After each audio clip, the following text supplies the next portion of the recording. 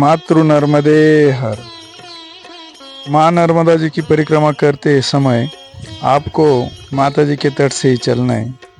एक अलग ही आनंद मिलता है, जिससे भाव शुद्धि, विचार शुद्धि, व्यवहार शुद्धि और शरीर शुद्धि होती है। तो इसके लिए आपको पंचतत्वों के साथ साथ ही चलना होगा, उसके सानिध्य में ही चलना होगा। देखो, ये ऐसे पगडंडिया होती है तट से। आगे डैम का काम चालू है, तो हम तट से थोड़ा दूर है, लेकिन सड़क मार्ग से नहीं है, तट से ही है। लेकिन आगे डैम का कारण चालू होने के कारण हम बीच में ही खेती के रास्ते से जा रहे। दोन्ही बाबा आणि आम्ही बाबाजी म्हणे मातृ नर्मदे रस्त्याने चाललोय. तर बघा हे असे रस्ते असतात नर्मदे। पायवाटे. समोर फक्त ये मंदिर दोनों असतं. बाबा जी भी रस्ता रास्ते में घ्यायचा मिल गए, आणि चालायचं. और वो भी परिक्रमा में 3 साल 3 महीना 13 दिन की परिक्रमा। ये जो माता जी के तट पर हजारों सालों से बहुत सारे संत साधना तपश्चर्या करते आ रहे और आज भी कर रहे। देखो, अभी ये जो महाराज देखे ना आपने, ये एक है प्रयागराज से और एक है वो तो गृहस्थी है महाराष्ट्र से।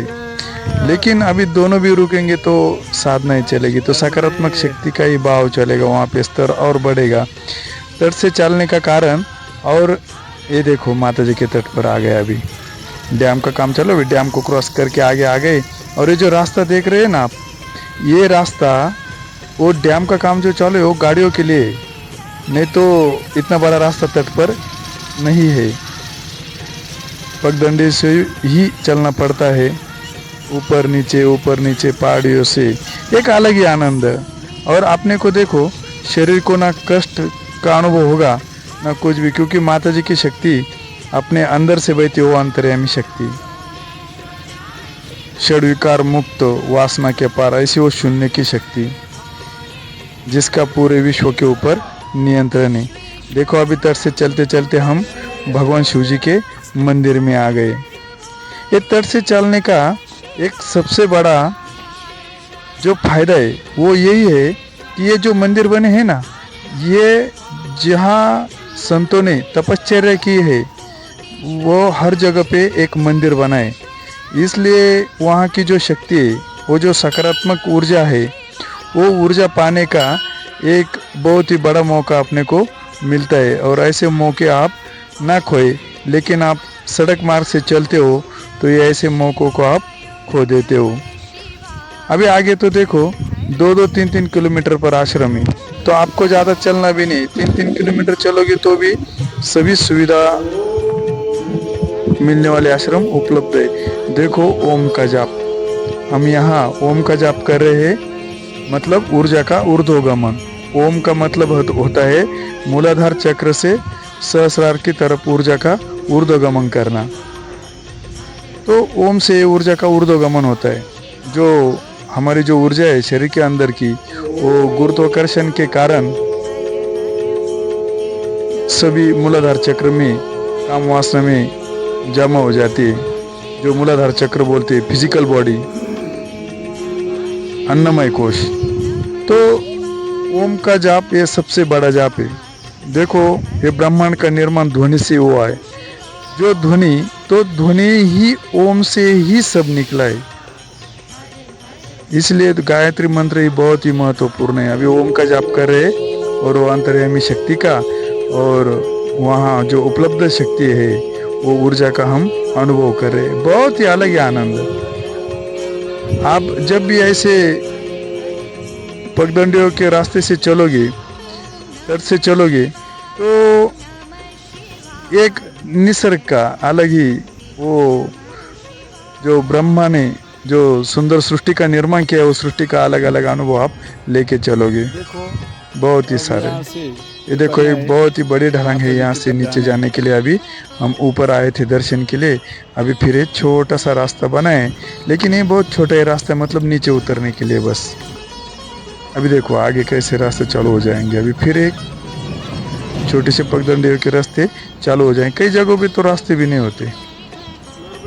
महाराज जी भी चल रहे, मैं दोनों भी काम कर रहा हूँ, चिंतन भी कर रहा हूँ माता जी का, और दोनों संतों के साथ साथ सत्संग ही कर रहा हूँ।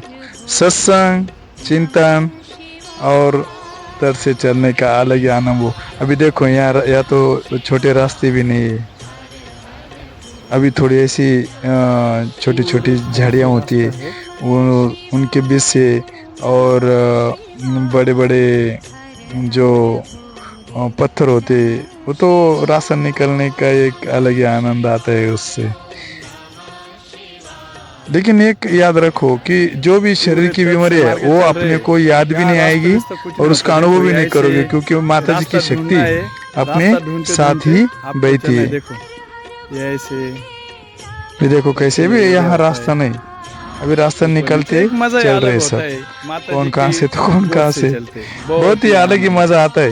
ये देखो हम जो हमारा जो सांसारिक जीवन है उसके अंदर एक बहुत ही छोटे विश्व के अंदर हम जीवन जीते, मतलब हमारा ऑफिस या हमारा कर्म की जगह और हमारा घर, इसके सिवा और अलग ये जो दुनिया का जो आनंद है, ये जो सुंदर सृष्टि है, अलग अलग पंछी, अलग अलग जानवर, और जो ईश्वरीय शक्ति जो माता जी के अंदर है, और जो तट से हम उसका अनुभव करते हैं, तो ये मनुष्य जीवन का तो साध्य है बहुत ही। देखो अभी ये साधु महाराज जी कितने नीचे से उतर कर फिर ऊपर चढ़ के आ रहे, देखो ऐसे नीचे ऊपर, लेकिन अलग ही मजा, बहुत ही बढ़िया, बहुत ही बढ़िया।